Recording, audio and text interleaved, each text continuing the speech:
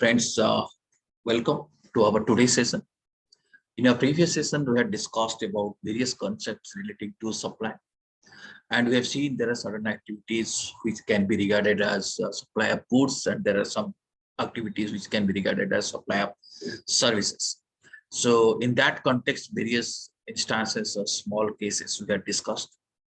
But today, we are going to learn one more concept, which is popularly called as the negative list.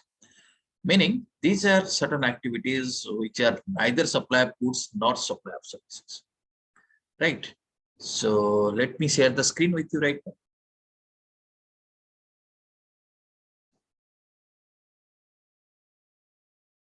So this is the concept of negative list in GST. We are going to learn that thing. So here what happens, we are going to learn, in fact, the schedule 3 of CGSTR. So primarily we'll be learning this thing, schedule 3, but in addition to that, there are certain supplies which are notified by the government, which will be also considered as non-supplies or a part of negative list. And as regards to certain supplies, government has clarified that these things will not be treated as supply under GST law. That also we are going to learn.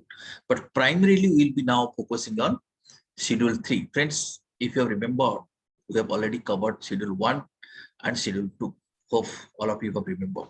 Schedule 2, last class, we are discussing. This contains, in fact, various activities which are either to be treated as supply of goods or they are to be treated as supply of services. I think you remember schedule 2. Now today we are going to learn schedule 3. Okay. So these are neither treated as supply of goods nor treated as supply of services. Okay. In fact, these items will be considered as non-supplies. In other words, it's a negative list. Negative list for the purpose of taxation in GST. Right. So in addition to that negative list, what has happened? Government has also notified some more items. So we need to learn that thing. And as regards to some more activities or some more items, government has issued clarifications. So to summarize the thing, so today's our discussion will revolve around 3 things. Number 1, non-supplies which are listed in schedule 3. Schedule 3 means schedule 3 of CGSTR. And non-supplies which are notified by notification. And non-supplies which are clarified by way of clarification. These notifications and clarifications are issued by government. First, let us go to negative list or the schedule 3 of CGSTR. Earlier I had shown you how to look for, how to find out the contents of schedule 3. You can go to gst.gov.in. You can find out what is CGST Act. In that act, you can refer to this schedule. Okay. Now you see. First you see this is serial number, activities of transaction shall be treated neither as supply nor as supply of services. These are the list of activities which are going to learn. First you see, if you read it, it says services by an employee to employer in the course or in relation to his employment. So in relation to his employment, certain services are performed by the employee to the employer. These services will not be treated as supply. Okay. Employee is performing some services, but that is not supply. He's not supplying anything. He's not supplying any services. Here you have to see that employer-employee relationship should exist. Okay. And in that context, 2 more additional things you have to also remember. First case is that amounts received by an employee from an employer on premature termination of contract of employment.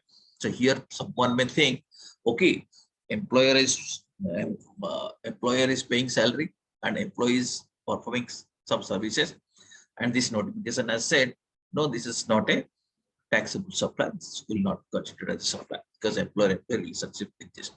But what happens if an employer terminates an employee before his terms of contract, and in that context, employer is paying some compensation? The question arises, will it be treated as a consideration for supply of certain services? But here, this list or this schedule clarifies that no, that is also not a supply. Once again, let us read. Amount received by an employee from employer on premature termination of contract of employment are treatable as amounts paid in relation to services provided by employee to employer. That means this is again in relation to the services by employer to employee in the course of employment. That means again it is in the course of employment. Even if it is paid for premature termination, that will not be, this activity will not be considered as supply. Okay, so that has been clarified. Then one more case, that services provided by casual worker to employer who gives wages on daily basis to the worker are services provided by the worker in the course of employment. That means again the services rendered by casual worker, they are also not supplies. Okay, under GST law, that is not supply. Even if they are casual worker and they are paid wages on daily basis, still it will be considered that it is in the course of employment. Is it clear to you or any doubt you have? The first thing I told you, services rendered by employee to employer in the course of relation to the employee, in relation to employment is not a supply. Then again, we have understood that amount paid in the context of premature termination, that will also be treated as an activity in the course of employment. Therefore, that is also not supply. And services rendered by casual worker is also not supply. I think this part is clear. Let us move to the next part. Now, casual workers employed by construction contractor for execution of a building contract for him are services in the course of employment. So this is again in the course of employment. Once we consider these are the services in the course of employment, that implies that these are not supply under GST.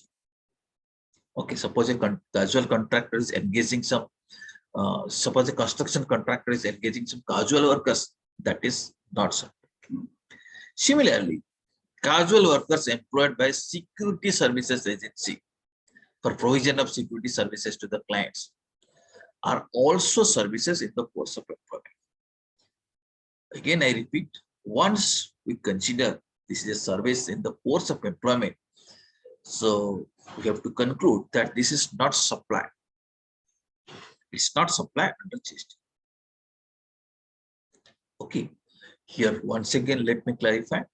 Only services that are provided by employee to the employer in the course of employment are outside the definition of supply. If it is the course of employment, then it's outside the definition of supply. However, if services are provided outside the ambit of employment, suppose some additional service, some different kind of services are also provided by employee to the employer, and which is not in the context of employment, which is not in the course of employment, then that will definitely qualify as supply. So here key point or key criteria is that you have to judge, is it whether these particular services are rendered in the course of employment or not. If it is not in the course of employment, then this is not non-supply. If it is not in the course of employment, that means this is a supply. Okay. Okay.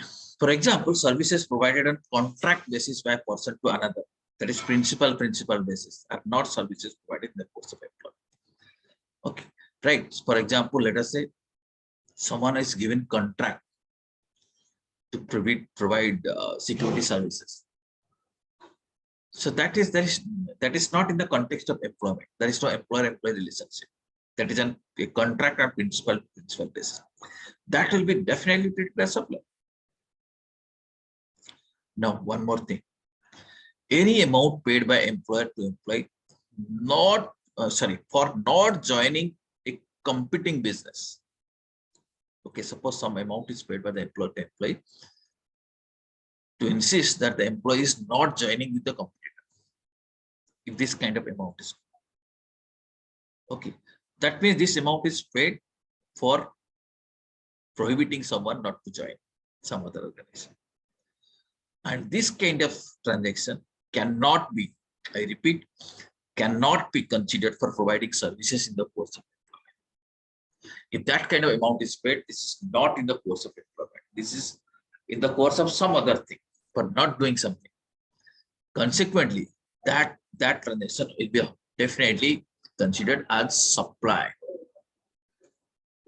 Hope it is clear relating to employer-employee. I hope you have understood this. Okay, is it clear to you up to this?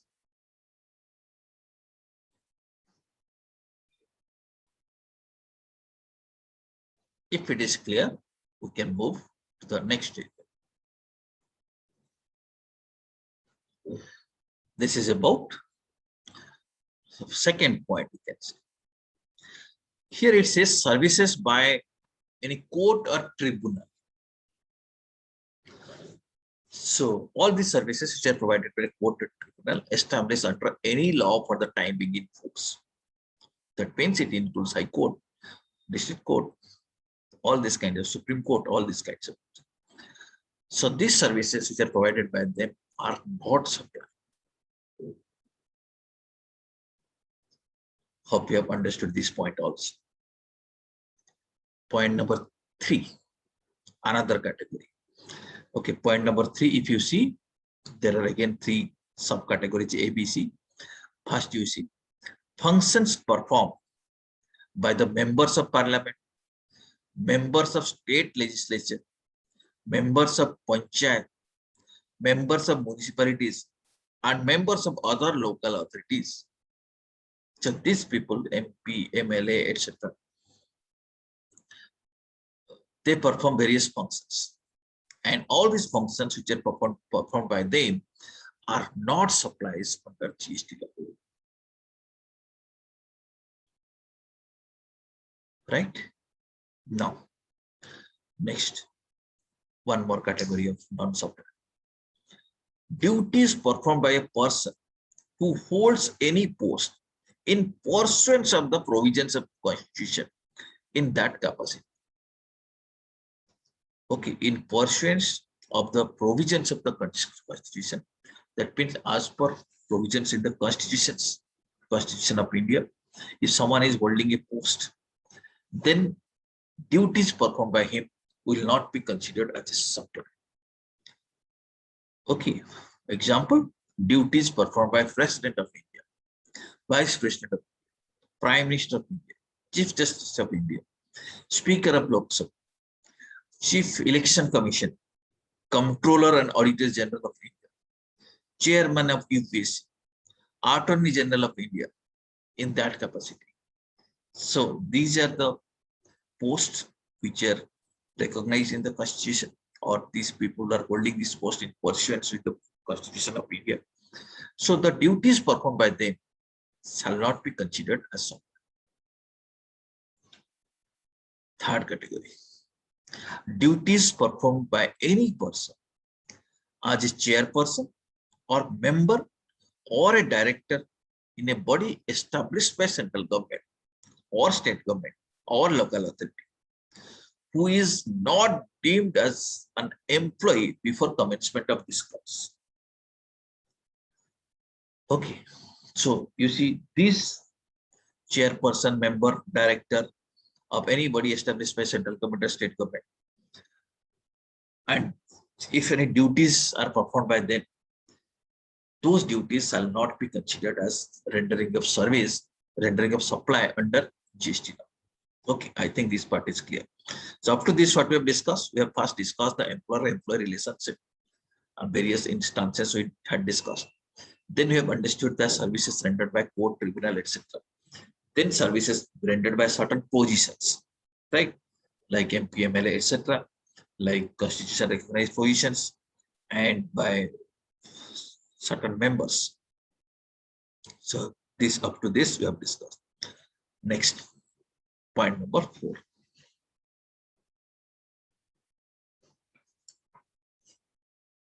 Now you see services of funeral, burial, crematorium, or mortuary, including transportation of deceased.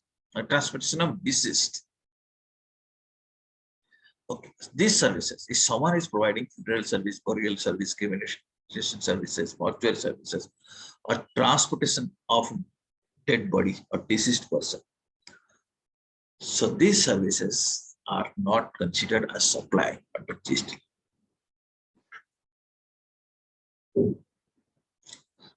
Hope you have understood this.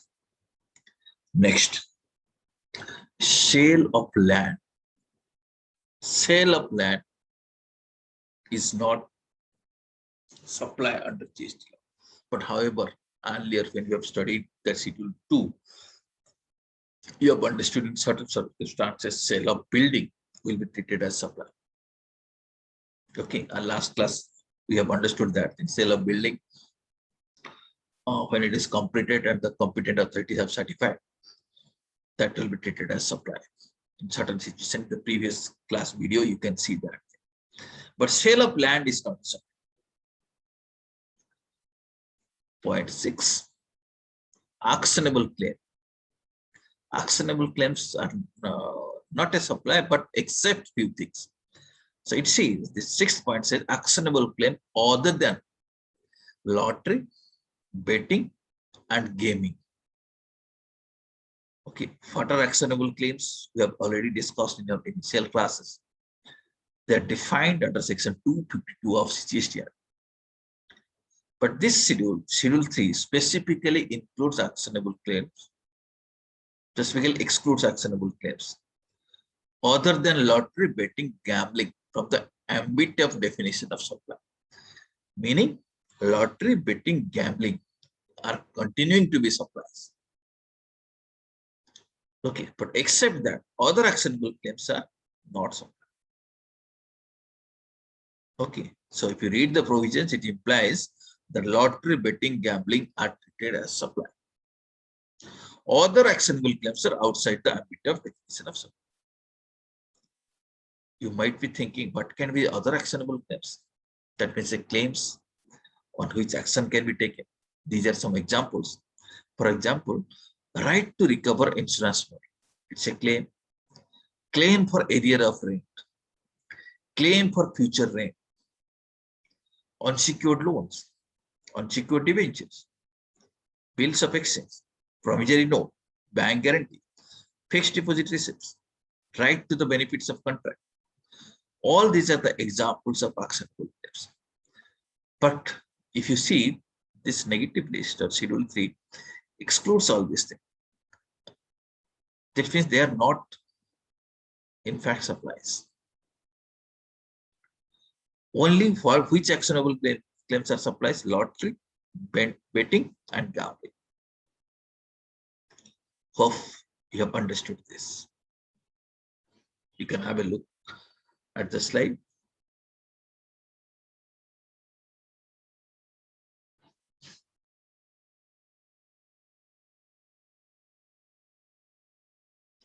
Now, friends,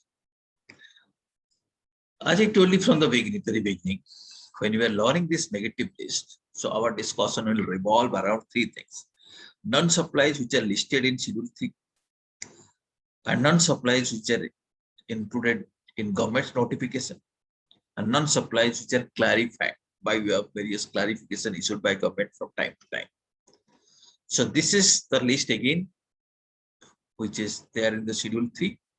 Employer-employee services, employer-employee relationship services, then services by court tribunal, functions performed by certain provisions, services of funeral, burial, crematorium, mortuary, etc., sale of land, actionable claims.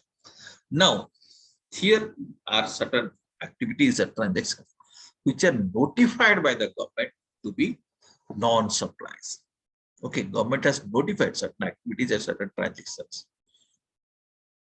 which are undertaken by central government or state government or any local authority in which they're engaged as public authorities as activities of transaction which shall be treated as neither supply of goods nor supply of services. Okay, and under this power of central government, this notification, you see, notification number 14 by 2017 was issued. And if you see, this activities was excluded from the definition of services, that is activity in relation to function entrusted to a panchayat. So the services rendered by the panchayat under Article 243G of Constitution. That is one thing. That means panchayat services, or one more thing, or to a municipality. Okay, municipality. So municipality functions which is entrusted to the municipality under Article 243W of the Constitution of the said purpose. So these things, that means activities in relation to functions entrusted to a panchayat and entrusted to a municipality, will not be treated as supply.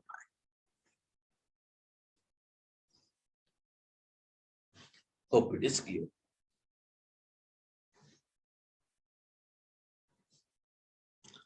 Okay, so two things we have covered. One is Schedule 3 items. Second is as per notification, non-supplies as per notification. Third, non-supplies by clarification. Government has issued some clarifications. And as per those clarifications, these are certain activities which are not treated as supply. Okay, in fact, there are three activities or three kinds of transactions. First, let us see one by one. Number one is grant of alcoholic liquor, as a grant of alcoholic liquor license. And you already know that alcoholic liquor for human consumption as of now is outside the purview of GST. But here we are not talking about supply of alcoholic liquor, but we are talking about grant of alcoholic liquor license. What happens sometimes, various state governments grant this license to various agencies. So on the basis of this license, they can supply alcoholic liquor. Now this granting of license is also a supply. And not, it is specifically excluded or specifically treated as not supplied by way of clarification. That's a different story.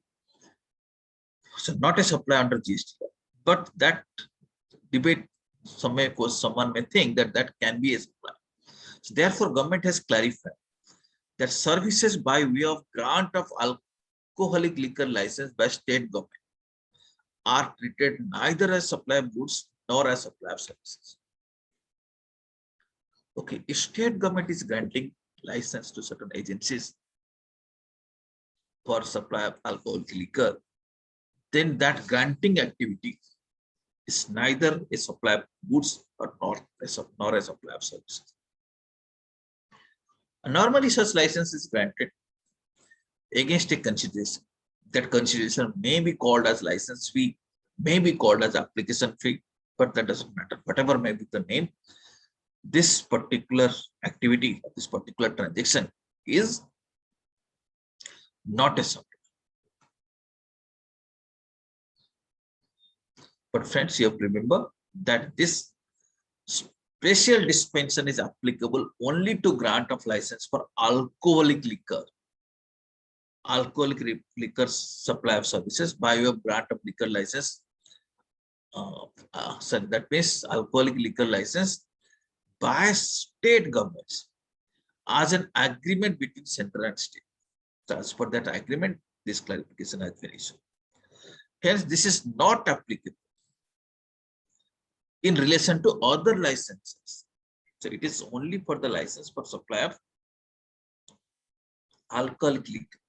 Other license means government might be issuing various other licenses like mining rights, okay, natural resources licenses, etc. So all these things forms a part of supply. Only when it is a granting of license for alcoholic liquor, then it is a non-supply. Is it clear to you? So this is our first clarification. Clarification number one. So I had told you there are three clarifications are involved.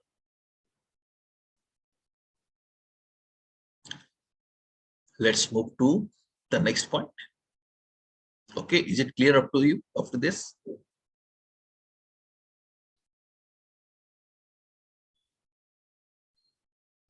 Okay. Second, so another example of non-supply for which clarification has been issued. Interstate movement of various modes of conveyance. So, interstate movement of various modes of conveyance between distinct persons. What is distinct person? You already know. A person against one person might be having multiple GSTIN, and each such GSTIN can be considered as distinct person. So, movement of conveyance which includes trains, buses, trucks, tankers, trailers, vessels, containers, and aircraft. These movements between different distinct persons, interstate movement we are talking about, will not be considered as modes of conveyance. And these movements may be for carrying of goods or for passengers or for both. Such movements may be for the purpose of goods carriage or for passenger carriage or for both goods as well as passengers. So these movements are not considered as supply. Or one more reason might be there. The movement of goods may be for repair and maintenance also. So one conveyance might be moving from one state to another state for the purpose of repair and maintenance. But here you have to be little careful. Repair maintenances are not supply, except in cases where such movement is for further supply of the same conveyance. Okay, let us say same conveyance is supplied, will involve a further supply. Then it is not exempt. It will not form a part of negative list. It will not be considered as a non-supply. But for a normal repair and maintenance, if goods move from one state to another state, then this will not be treated as supply. Okay, the matter was discussed in GST's council meeting held in 11 June 2017. And the council recommended that such interstate movements shall be treated neither as supply of goods nor as supply of services, and therefore not leviable to IGST. Thus, the above activity may not be treated as supply, and consequently, IGST will not be payable with that.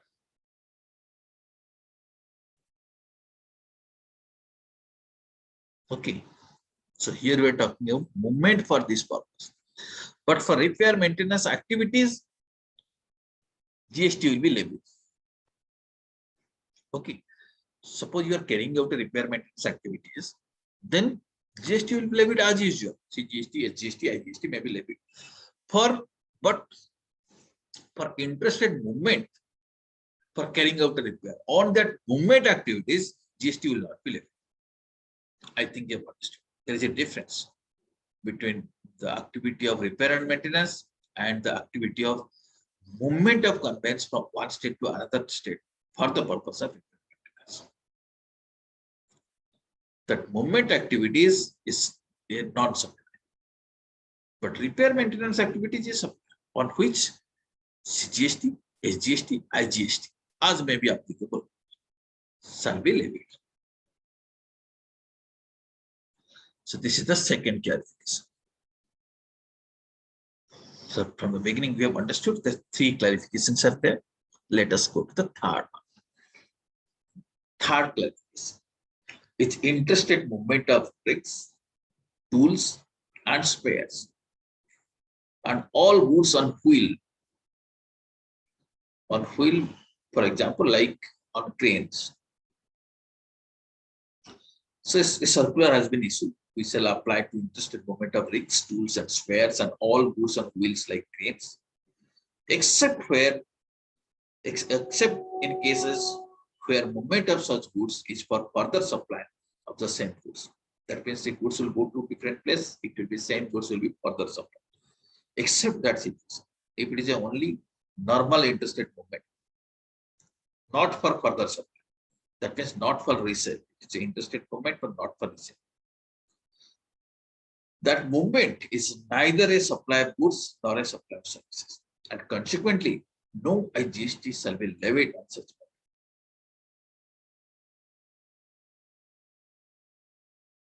I think this is clear.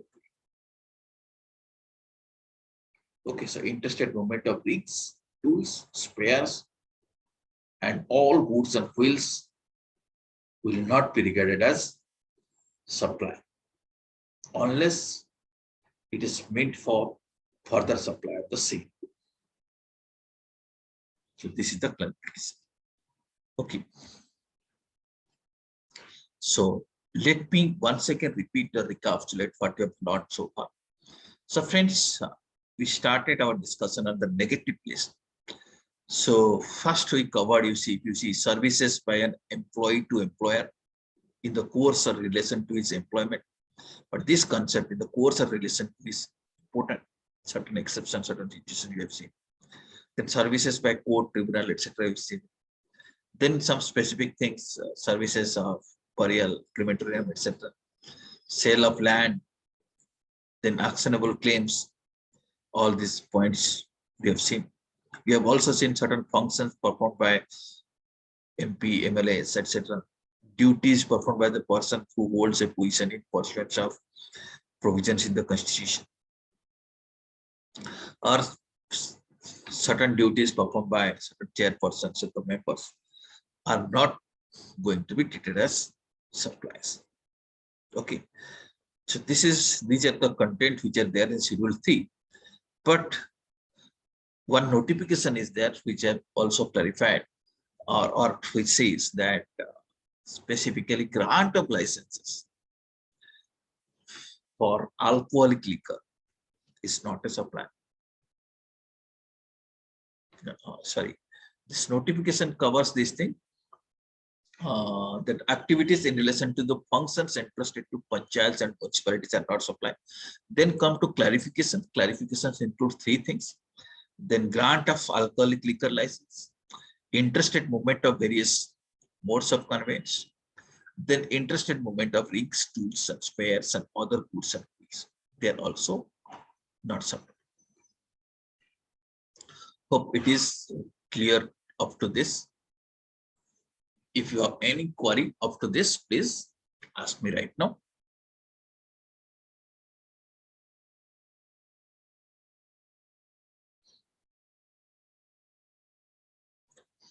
Hope there is no query. Okay, friends. Now you see, in the context of supply, we have already seen the definition of supply. Now we have seen the negative list, what are the non-supplies. But when you have learned the definition of supply, we have also understood that 2 more additional things are also important. First of all, you have to know it is supply or not. Once it is supply, then we have to also see the supply has to be made by taxable person, and the supply should be taxable. These additional conditions we again recapitulate now. Of course, we had discussed it earlier, but let us again we will recapitulate these additional things. Right. Now, for a supplier to attract GST, these 2 additional conditions needs to be satisfied. What are these additional conditions? First, you have to see supply must be made by a taxable person. Okay. Who is a taxable person? We have earlier discussed. Have you remember? Or should I show you once again? Okay, let me go back. Let me try to show you who is a taxable person first. In our initial classes, when we were learning the definition of supply,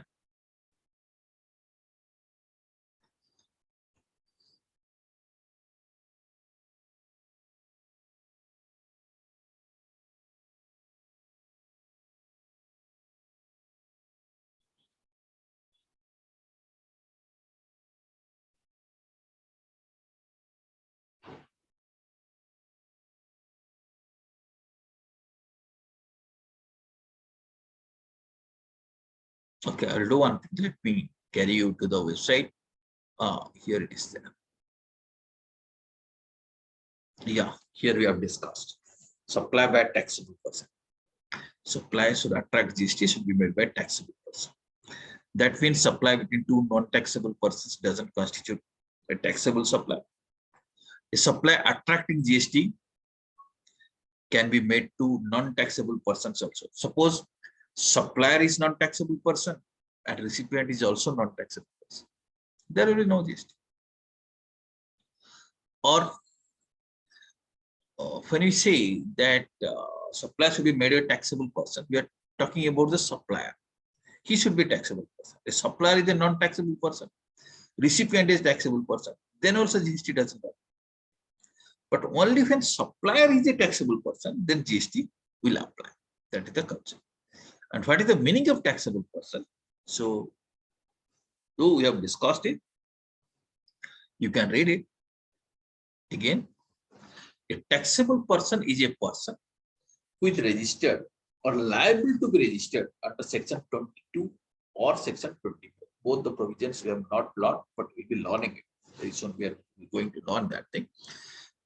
When you will be learning the process of registration, you will also learning the provisions which require registration. So if a person is registered, he is a definitely taxable person. A person who is not registered, but even if he is liable to be registered, he is also a taxable person. So unregistered persons who are liable to be registered are also taxable person. And a person, even if who is not liable to be registered, but if he opts for voluntary registration and he got himself registered, he is also a taxable person. Voluntarily, if he has opted for registration, then he is also a taxable person. Okay, so this is the meaning of taxable person you have understood. Now, again, let me go to the concept of non-supply.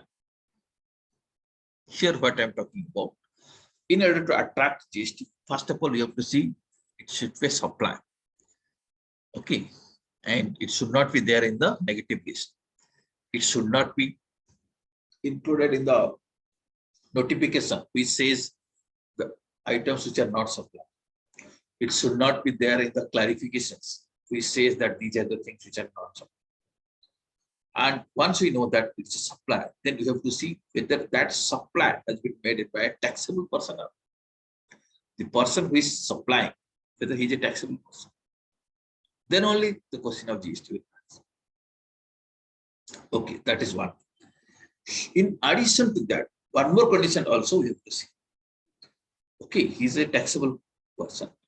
But next thing is that whether that supply itself is taxable. Supply must be taxable in order to attract GST. To understand which are the supplies which are taxable, which are not taxable, you have to understand one more concept, that is charge of GST. And also we need to learn the various exemption provisions. So both the things will be learning. The concept of charge of GST will be learning, concept of exemption provisions. If GST is leviable, you can say this charge applies. Then only it's a taxable. And it should not be exempt. If it is an exempted supply, then even if it is a supply, and even if it is made by a taxable person, but still the supply itself is exempt. So you cannot call it as a taxable person. Hope you have understood up to this. Is it clear to you?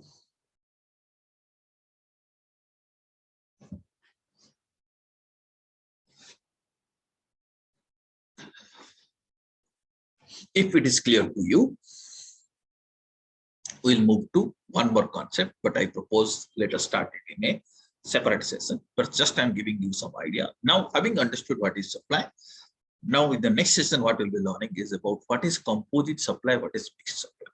That distinction we have to learn. Okay, and for that thing, we need to learn the section 8 provisions. Okay, various cases we'll be learning what is composite supply or mixed supply. Just today, what I'm doing, some basic provisions of section 8, I'm telling you. Tax liability on composite and mixed supplies. You have to understand. So the section 8 says the tax liability of composite or mixed supply shall be determined in the following manner. First, we'll understand that. After that, we'll be learning what is composite supply and what is mixed supply. A composite supply comprising two or more supplies, one of which is a principal supply, shall be treated as supply of such principals. Okay, composite supply means definitely two or more supplies are involved. But one might be the principal, other might be, maybe you can say, subordinate item. But it will be treated as if the principal item is supplied. That's what it says. Again, I repeat. A composite supply comprising two or more supplies, one of which is a principal supply, shall be treated as a supply of such principals. Okay. Next is mixed supply. Okay, composite supply. Okay, let me explain you after some time. So you can say it's a group supply and the items are somehow related. Exact definition I'll be not telling you very quick, shortly. Out of which, if it is a composite supply, one item can be treated as a principal supply, others are incidental or ancillary supplies, you can say. But what this provision says, it will be treated as a principal item has been supplied. A mixed supply comprising of two or more supplies shall be treated as supply of that particular supply that attracts highest rate of tax. Okay, so this is the difference between the taxability of composite supply and mixed supply. If it is a mixed supply, then we have to see what are the items involved in that supply. In mixed supply, also two or more items involved, two or more supplies are involved. In composite supply, also two or more supplies are involved. Now, question is that if it is a composite supply, we have to find out what is the principal item, and we will consider as if that item has been supplied, the rate which is applicable to that item is accepted. But if we say no, it is not a composite supply, it is a mixed supply, then we have to see which item is having highest rate of tax. What is that item that attracts highest rate of tax? And that will be applicable to all supplies. Okay. So this is about taxability. And in the context, whether to understand whether it's a composite supply or mixed supply, we need to understand one more concept, that the concept of naturally bundled goods. So we have to consider whether goods are naturally bundled or not. This concept also we'll be discussing in our next session. Okay, next session I am just giving you some idea that these are few items, few concepts are there which will be learning in the next session. Okay, friends. Any query you have of this?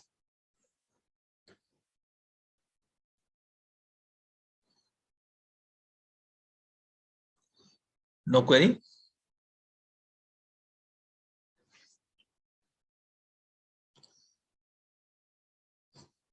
Thank you very much.